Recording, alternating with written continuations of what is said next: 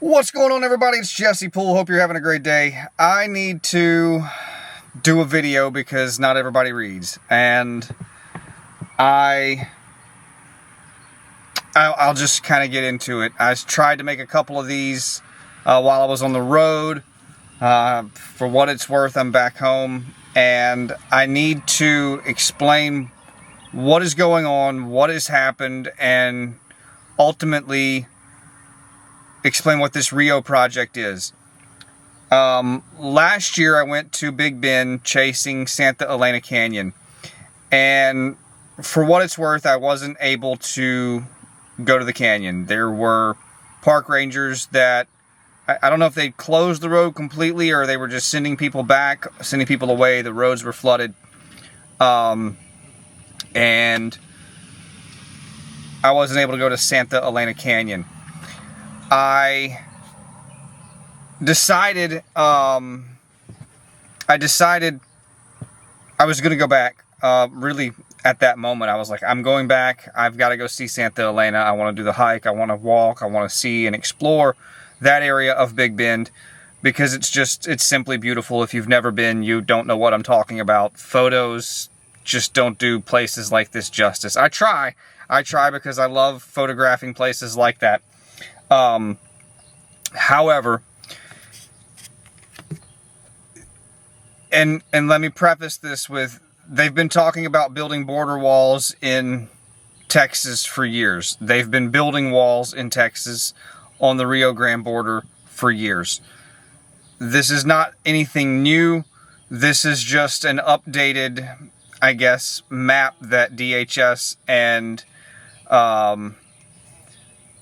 Customs and Border put out, and there was a physical wall through Big Bend Ranch State Park and through Big Bend National Park. They have since, this administration got a lot of flack and a lot of feedback from people, and they have since changed some of it.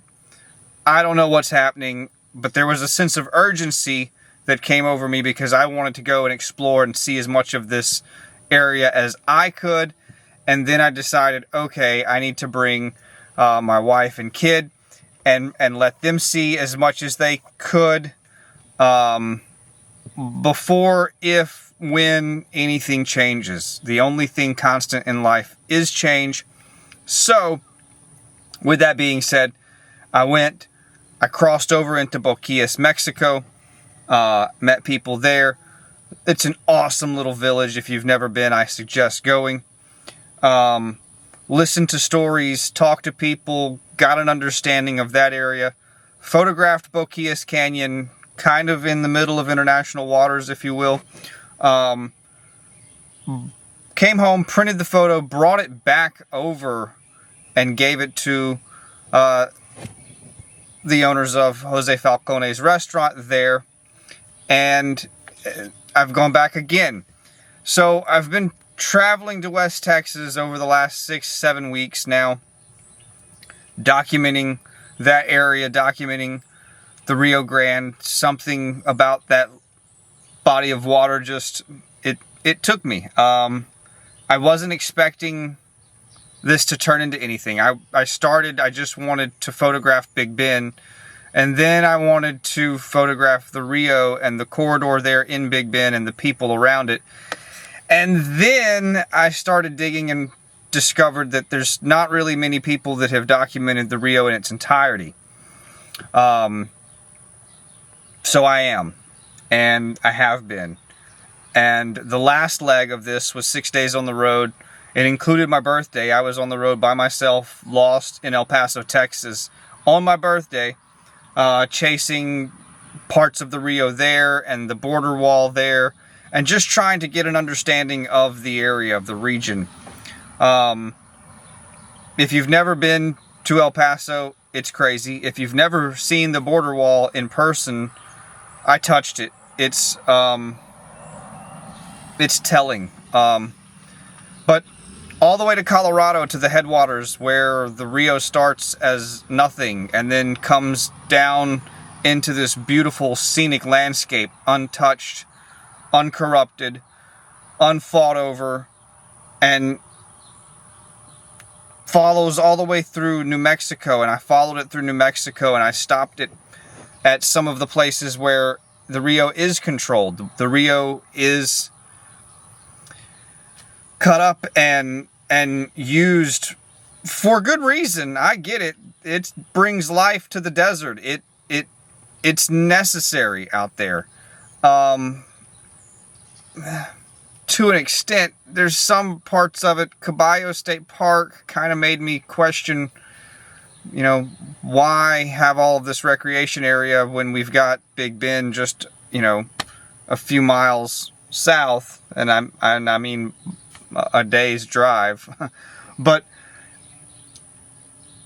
I don't know, this body of water has it shook me. Seeing it in these idyllic landscapes in Colorado, and then seeing it corrupt and controlled and used in certain ways, and mind you, in like the Bosque del Apache National Wildlife Refuge, it's needed to preserve life. It's needed for species of birds that migrate through that area every year, and I get that. But I don't get it in El Paso. I don't get it being channeled and divided and cut and put behind bars. And it's really telling to go all the way to the headwaters and see where it's born, and then to see it go all the way through New Mexico. And I tried my best to go through every little area in New Mexico that was accessible. And like I said, through Caballo State Park into Elephant Butte, and to see what it's being used for there. Wow, it's the fourth largest river in the States, I believe. So it's not the Colorado, it's not the Mississippi, but it's a river that's got a life. And driving all the way through and to see how it ends at the Gulf of Mexico, it's just different, man.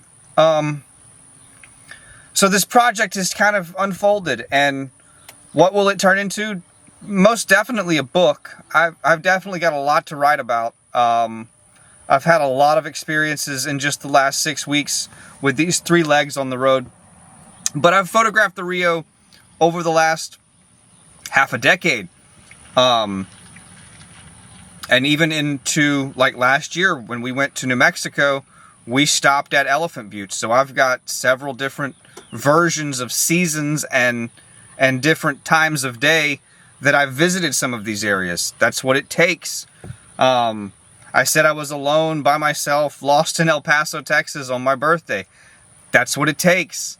And so this project it's unfolding into something that's meaning a lot more than it set out. I set out for this to mean. This body of water has taken me more than I thought it would. And I've got a lot of stories. Like I said, I've got a lot of stories to tell. I've met a lot of people. I've photographed people. I've done portraits of people in Boquillas, Mexico. I ran into a little Apache Mexican woman in Santa Blanca, Texas, which isn't on the Rio, but it's kind of part of the same story. Some of these ghost towns that are barely hanging on and struggling. I tried to stop at as many as I could. I stopped through some towns where there is absolutely no one left. These people that live by and near these bodies of water that have been channeled out of the region. You know, what has happened there. It's just an interesting story that I didn't know as much about it as I do now. You know, when I started this, it was never meant to be this big, but as I drove and as I journeyed and as I talked to people and as I photographed this river, it turned into something a lot more. And I guess what I'm just trying to get at is this is a project that's going to unfold. I'm not going to continuously post stuff about the Rio Grande. I'm I'm not going to share all the stories at once. I'm going to leave some of them for a book, or maybe this turns into, I can get some sponsors and some help, and this turns into me backtracking and double backing on some of my steps and videoing this and turning this into a documentary of some form or fashion. Obviously, if it's me, it's going to be a little raw, a little rough, but it'll be real. It'll be absolutely everything that this body of water is. It's real. It has a life, it has a pulse, and it's touched a lot of people's lives, and a lot of people depend on it. The idea of a wall in Big Bend is, in my opinion, kind of goofy. I don't think it's needed. If you've never been, you can't have an opinion. I'm sorry. I am going to lose some people on that, but you know, I firmly believe that you've got to go and put eyes and boots on the ground and talk to people and see the terrain and really understand it from your perspective, not from what news tells you, not what the headlines tell you. It's not needed out there.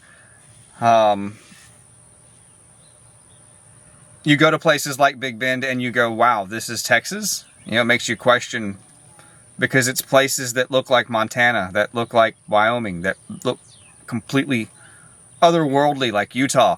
And this is in Texas, and it's beautiful, it's magnificent. I don't know, man. Big Bend and that region of Texas has just, it's got me. And I'm going to keep documenting it. I'm going to keep exploring, and I'm going to keep developing this Rio project as it unfolds. What will it become? I don't know yet. Not 100%. I know I'm going to sell some prints. I'm going to make some prints from it.